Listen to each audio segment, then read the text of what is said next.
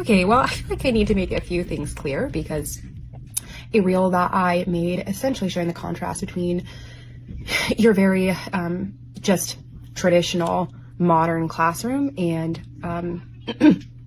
what was more historically assumed in the past in terms of, I would say overall just like the aesthetic and the type of space it's trying to set up, like what it is trying to communicate.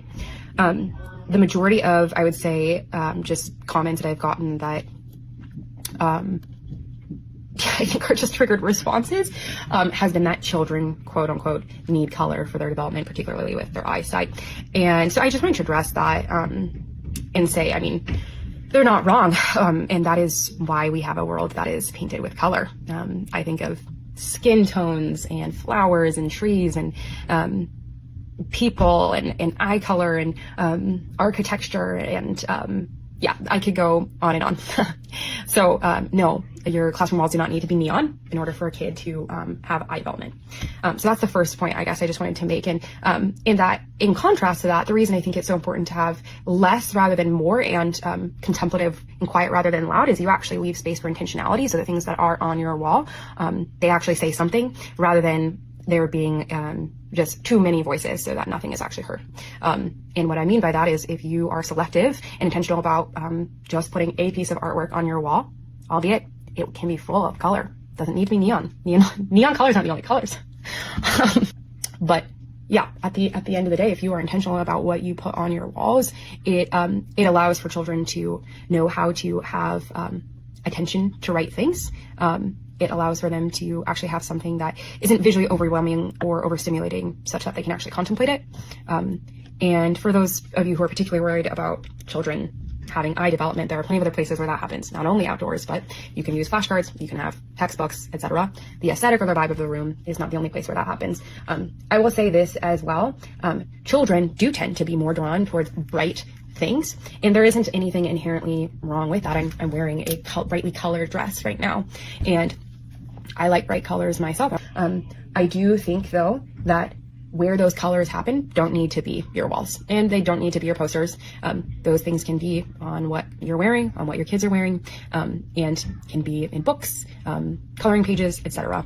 I just think it is very important to set up a room that is oriented primarily towards good, healthy attention, a sense of peace and calm, and yeah, just gives children the ability to feel like they can concentrate. The world is overstimulating and overwhelming enough.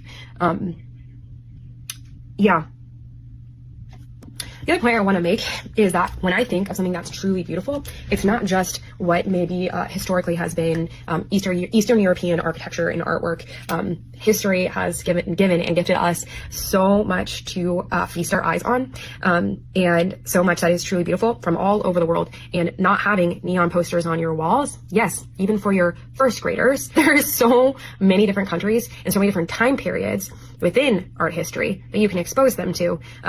And having them on your walls gives them the opportunity to contemplate it and to have the posture of contemplation be the posture of their environment of learning.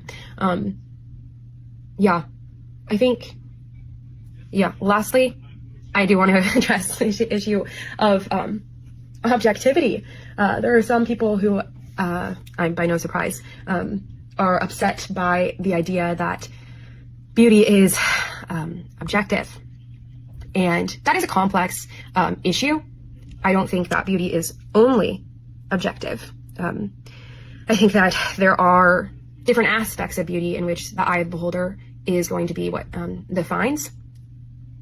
But I will say that especially for children, I think exposing them to things that are good and true and beautiful, philosophically and literally, that is objectively better and more beautiful than exposing them to, yeah, just neon slop. So I just think we need to be a lot more selective and intentional.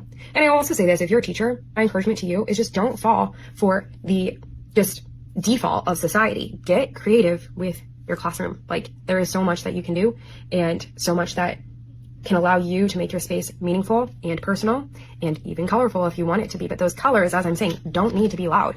They really just don't need to be. And it's also much cheaper. much cheaper. You can literally find so much at thrift stores, Facebook Marketplace, whatever. Like literally my entire classroom was decorated for maybe a couple $100s. Like probably not even that. So just get creative and don't fall for the default that because you're a third grade teacher, it has to be honestly just like whatever you see at Target for decorations. It does not have to be that. It truly does not.